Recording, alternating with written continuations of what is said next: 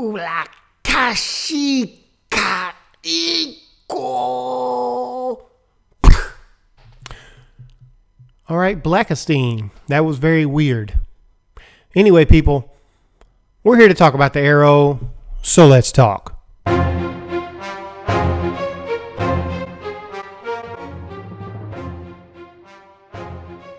Hey, what's good, comic fans? This is Campfire Comics, and we're here to talk about Arrow Season 4, Episode 5. This is a spoiler talk.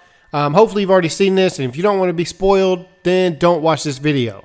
Come back after you've seen the episode and get with us. Let's jump right in. I'm Campfire Rich.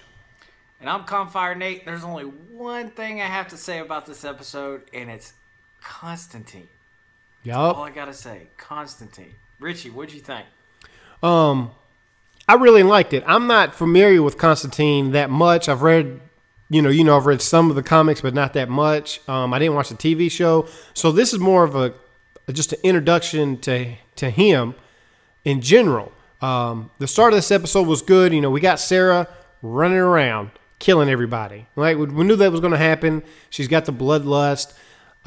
Weirdly enough, her bloodlust wasn't being quenched like it was Thea's. Like Thea would kill somebody, that would kind of suppress her a little bit. This wasn't the case with Sarah. She was doing her thing. It turns out she's looking for Thea. Thea's the last person she remembered because Thea killed her.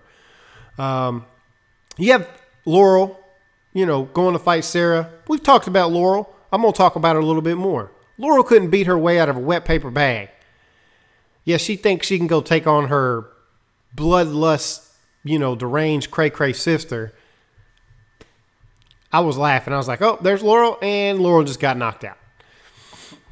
But, I don't know, it was good. I liked it. Again, like we talked about last time, I liked it because that gets to introduce us to Constantine, which is primarily what we want to take away from this episode. Yeah. Mainly. What I liked about this episode is it felt like it moved really fast. It did. They didn't wait and leave you didn't have 5 or 10 minutes of people talking about their emotions.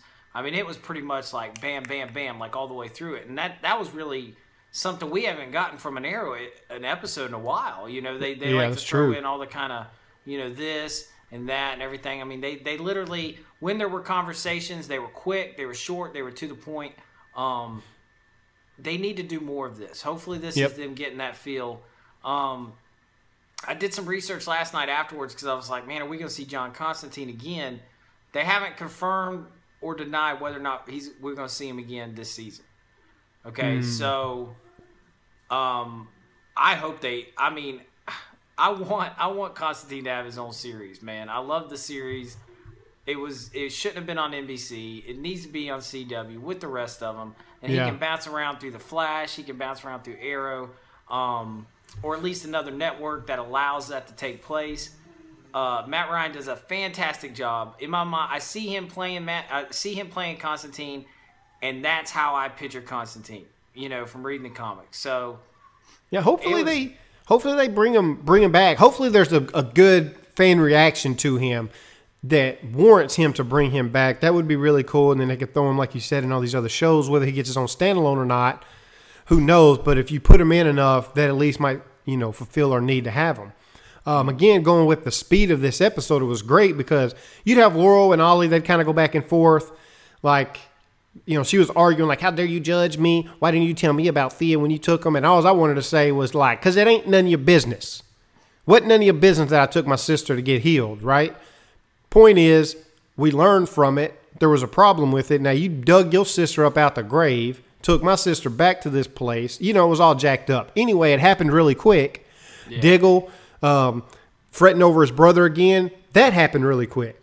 It wasn't drawn out. Him and Lance, they talked it out. Lance explained why he was working with Damien. He says, no, it's not going to be a problem. Let's go do what we got to do. By the way, your brother was a drug lord. I don't know if we can believe that or not. Don't know if Damien's just... If it's fake, I for whatever reason, I feel like that's true, and maybe they'll put his thing to rest, right? Like, they'll put that John Diggle brother thing to rest. His brother's been assassinated. You know who did it. You know why it was done. And like you were saying, that's good. That's good for this show to just run on along. You had his PR guy helping him run for mayor, saying to separate yourself from Laurel. They didn't drag that out. That got nipped in the bud in one episode. And I was like, thankfully, they brought it up. They had a little disagreement. They fixed it. I still don't know why they need that guy.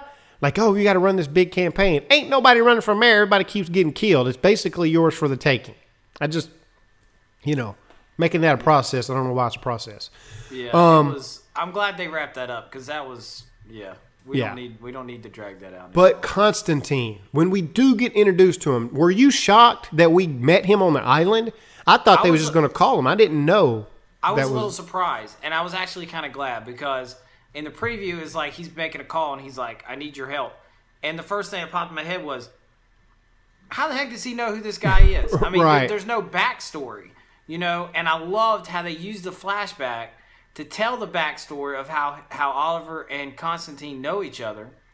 And then they use the current to introduce him and have him be useful. And I love that. I like that a lot because the flashbacks sometimes get off or I know the flashbacks usually have something to do with the episode, but I mean, this one was a nail, on the head. This one was perfect. This is all it's about.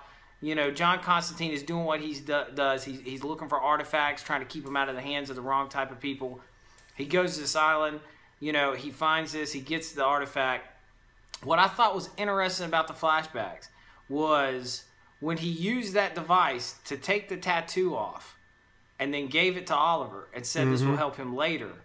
What is all that about? I thought that was interesting. I'm looking forward to seeing what happens with that. I want to, yes, me too. This was the first time. Like normally when they show the island or the flashbacks, I'm like, okay, this is neat sometimes it's not. I kind of wish they would just get on with the main story. This was one of the first times where I was just like, stay on the island. Like, I want to see what happens. Yeah. When Constantine comes down and he said something like, Ollie's trying to get answers. Like, what was that? He was like, that's the thing about magic, mate. You can't explain it. And I was like, you know what? That's a good quote. I've never heard that, but it makes perfect sense. You can't explain magic. It's magic. And they was down in that little corridor, that hallway. It made me want to stay in that realm, like of the mystical, and it kind of just switched vibes for a minute, and I was intrigued, and I wanted to stay on the island to see where that story was going to go. And when he got the tattoo, that's all. I was like, yo, what is that for? I'm not even interested in Palmer coming back. Like, they showed that. I was like, get back to the tattoo. I want to see what happens. Yeah, that was another big deal. Something I've been talking about since the very first time she got that text message is that's going to be Palmer trying to communicate. Right. I've been saying that for the whole. We knew that. We knew that he's going to come back. We knew he didn't die. We knew that they're going to probably have a couple episodes, introduce him, put him on his way to DC Legends of Tomorrow. We knew that was going to happen. No shock. No surprise there. I did, and it's funny what you're talking about with that whole like vibe that you get off of Constantine. It's like if I know you like the show Supernatural. I love it. Supernatural. Like John Constantine, the story, the show that they can do is right on point with like Supernatural. Love and Supernatural. Like Grimm and some of these shows that kind of talk about that kind of stuff is perfect.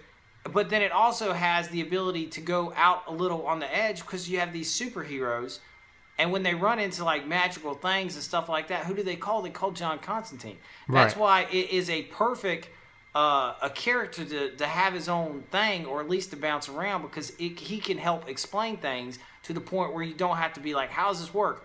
Hey, man, it's magic. You know what I'm saying? There you go. You don't even have to worry about, even for storytelling purposes, it's just like, oh, Constantine's coming in. We're about to get weird and supernatural up in here, and it's going to be cool. And because it's magic, you don't, why do you care? You're not going to sit there and be like, that doesn't make any sense. So, I love John Constantine. I really, really hope we see him in some way again. I want to start a campaign right now, bring Constantine back any way, shape, or form. You know what I'm saying? Like that is what I want more than anything. Hashtag Constantine. Let's get it out there. Back to Palmer, when it actually ended, like you saw the preview for the next episode, we knew Palmer was not dead. He was going to come back to life. What I didn't know was that Damien had him. Yeah, I thought that was interesting. I didn't expect that. That was kind of a surprise. At least that makes it interesting. It's like, oh, okay, so now that they got to not only go find him, they now know that Damien's got him, and they got to get him from him. So, and Damien's a dark dude, man. He's mystical. Even Constantine was like, leave that guy alone. He'll make what we just did look like a gnat. So, good day. I'm out of here. And the stuff he says, man, he's got just the way he says it. He's a great actor. I love they got him playing as a bad guy because he'll say some stuff. I don't even remember. He said a couple things, and I was just like, man, that's cold. Yeah. You know, like he comes across seriously like a really cold bad guy, and the good guy's only as good as the bad guy when it comes to shows. Yeah. Plain and simple. Yeah, he's good. Guys, that's our wrap up. We kept this one a little bit short and sweet. It's all about Constantine. Look, like, comment, subscribe, whatever it is you got to do. Help us out. We're trying to grow here. Let us know what you feel about these recap videos. You can follow me at Twitter at ComfireRich. You can follow Nate at ComfireNate. We'll have links in the description for that. And the question for today is, what is that tattoo going to be used for? Right? What's the tattoo for? I want to see that spell happen. Until next time, people, I'm out. See ya.